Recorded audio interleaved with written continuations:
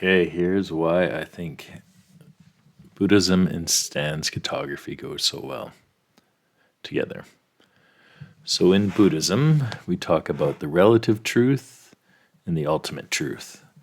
So the relative truth would be when we're identified as the human. So I'm a human, Sean, having an experience. I am right now looking at my computer monitor. It's over there. I am over here. So there's this dual aspect to nature. There's a subject object. So I am the subject looking at objects out in the world. However, in Buddhism, they also have the ultimate truth. So ultimate truth is there's no separation between consciousness and its contents. We're all one. It's a non-dual experience.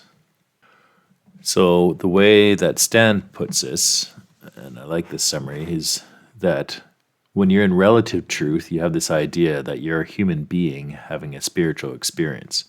But when you're in the ultimate truth, you're a spiritual being who is having a human experience. So in Stan's model, holotropic means we're moving towards wholeness. We're moving towards being that spiritual person having a human experiences. And in Buddhism, it's the same thing. We're moving from relative truth of the non-dual aspect of living to the ultimate truth, which is that non-dual way of being. So in Buddhism, they like to use a lot of metaphors. So the mirror metaphor is really needed as explaining it. Because right now, you see in the mirror, there's an apple, a candle, and a plant. We see those as objects, as separate objects, but underlying it is the mirror that's merely reflecting these objects. So there's no separation. The mirror is our consciousness, and the contents of our consciousness is the apple, candle, and plant. But there's no separation. Consciousness and its contents are all the same. It's all on the mirror. There is no separation. There is no duality. But when you're stuck in relative truth, these look like separate objects. And so the movement towards wholeness in this example would be to identify as the mirror, including all the contents on the mirror. They're all the same. Another one in Buddhism that they like to use is the sky. And then the clouds are the contents of the sky. There's no separation between them, though. And it's much the same as us right now. So we have consciousness, and inside of our consciousness, we have our thoughts, we have the things that we see, the things that we hear, things that we taste, things that we can feel, touch, and things that we can smell. But there's really no separation. All those sensations and thoughts are all rising in the underlying consciousness. So what's at play, though, why do we see ourselves in the relative truth? It's because, according to Buddhism, the landscape of the mind, two forces are constantly at play, delusions and awareness. So we have the ability to be aware, but we don't see things as they truly are. We see things as duality, separate from us, but really we're the underlying that all rises in.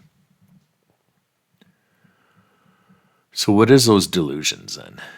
Well, that's where Stan's map can come in. So if you look at Stan's map, here is relative truth and ultimate truth, actually.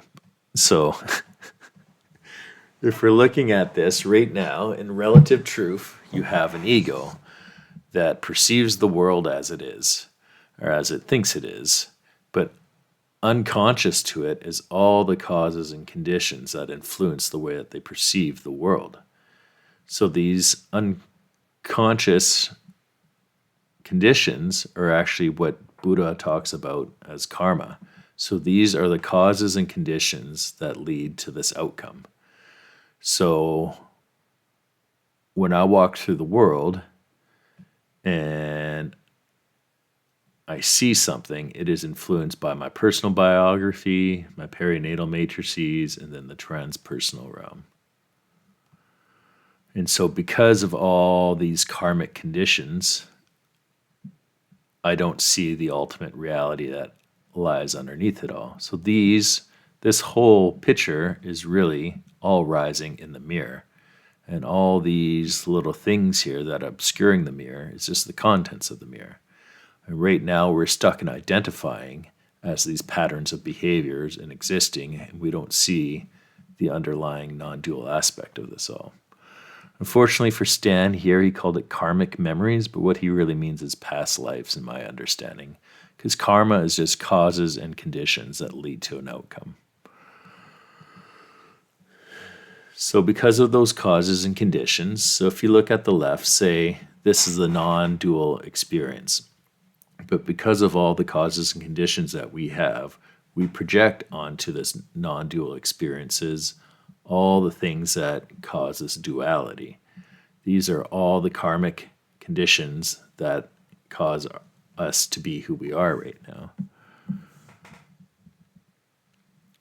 And this is kind of expressed in the Wheel of Life. I mean, Stan's model, he's talking about the human psyche, and so that would just be this realm here. But I believe that and I don't even have to believe, the Buddha says that in all these realms, we're a product of our karmic conditions, which would be all these things that Stan has in the map. So because of that, whatever is arising for us is due to that background causes and conditions. And what is the goal here? And this is true in both maps. So if you look at the center of the wheel, here's what's leading to all this delusional ways of seeing things. It's because our ignorance of the way things really are. So because we are not seeing ourselves through ultimate truth or through a holotropic wholeness, we can't accept what is arising. And so we cling. So the rooster is grasping. We cling to things that are desirable and that we see as wanting, and then we try to avoid things that are uncomfortable, so seen as the snake. So this is things that we push away against. And I mean, Stan talks about this throughout his whole thing as well. When you're in the experience, you're supposed to move towards whatever's arising. You don't want to push away things, and you don't want to cling to things. You just want to be present with whatever's there. And then by feeling it, you heal it. You let go of those experiences, those karmic imprints, those karmic winds. So anytime you can just have equanimity for whatever's arising, you can release that power that has over top of you. So for instance, say in the psychedelic journey, something arises, anger. You allow the anger to be there. You move towards the anger, you let it kind of come through you and settle. So what is that? It's feeling it. It's just allowing it to be. It's tricky though, because it's the body, it's the mind, and all the sensations that you have. So when you're in the psychedelic experience, if the music's uncomfortable, notice that. Be present with the uncomfortableness. If something pleasant rises up, feel it. But don't cling to it. If it starts to fade, let it go. It's really just a part of getting comfortable with whatever's arising and just allowing it to go through you. It's so interesting, though. It's because if you even notice wanting things to be different, it's just noticing, what is that? What is that wanting things to be different? It's a mental state. It's sensations in the body. And can you just allow it?